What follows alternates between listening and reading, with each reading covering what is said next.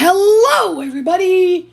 So, today, I'm going to be discussing something that I never would have come up with if it weren't for my,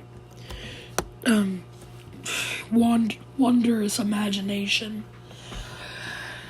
Now, I just want to put a quick warning. If I start coughing in this video, just know that it's because I'm sick. That felt a little out of nowhere, but anyway, so let's continue with this video. Let's get right into this and not delay it as much as most YouTubers would. So first, let's get into the history of BAGAN. So, BAGAN was supposed to be the villain of the first Heisei-era Godzilla movie, Return of Godzilla. He was supposed to play a shape-shifting monster who would take on 3 different forms to counter Godzilla in different aspects. He had his monkey beast form, his monkey god beast form, his dragon god beast form, and then the water god beast. And then somewhere in the development, he would evolve into a totem god beast, which would be a combination of all 3 forms. And he would end up being beaten by Godzilla and some sort of other machinery. But then he was cut from the project, and it was just Godzilla and the Shakaris.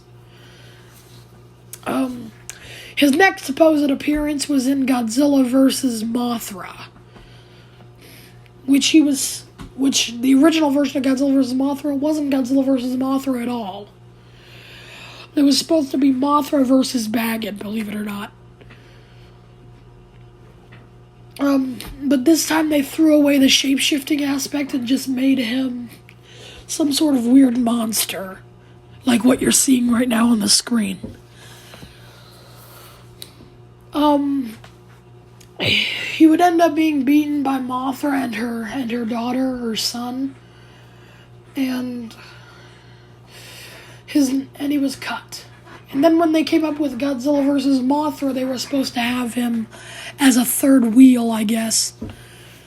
But then he eventually got replaced with Batra. So that's almost his entire history. I think I'm missing one. I can't exactly remember what it was, but I think... Oh, well, then he appeared in his only 2 official appearances in any Godzilla-related media are in the Super Godzilla video game as the final boss, and then in Godzilla Studio Tour as one of the monsters that you can make a poster out of. Alright. And now let's discuss how he could possibly work in the Monsterverse. Now, judging by how BAGAN wasn't used very much other than video games, I'm sure that his rights aren't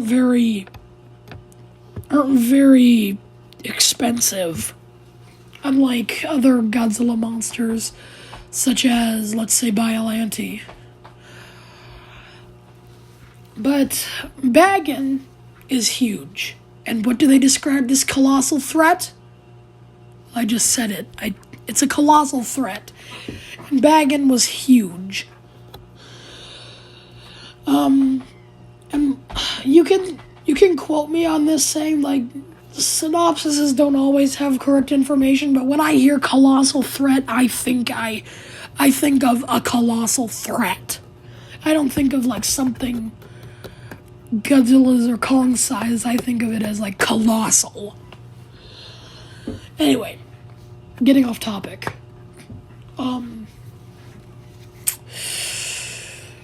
They could discover BAGAN in the Hollow Earth, and maybe, Kong accidentally awakens him, and then he goes on a rampage, and he's another apex predator, and Godzilla and Kong have to team up. But You want to hear my idea for the next movie? I don't particularly think it's going to be BAGAN at all. I think that it might, in fact, just be a legendary made monster. I mean, even though BAGAN's rights probably aren't expensive, I'm sure that Legendary wouldn't want to waste some of their money buying a monster that's never been used and just make a new monster to their liking. I don't think that they would want to buy a cheap monster that's worth, like, I don't know, 20 grand.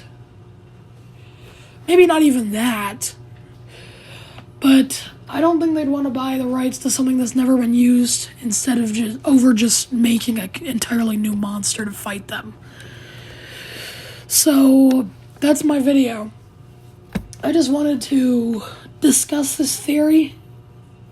Tell me what you all think in the comments, unless the comments are disabled.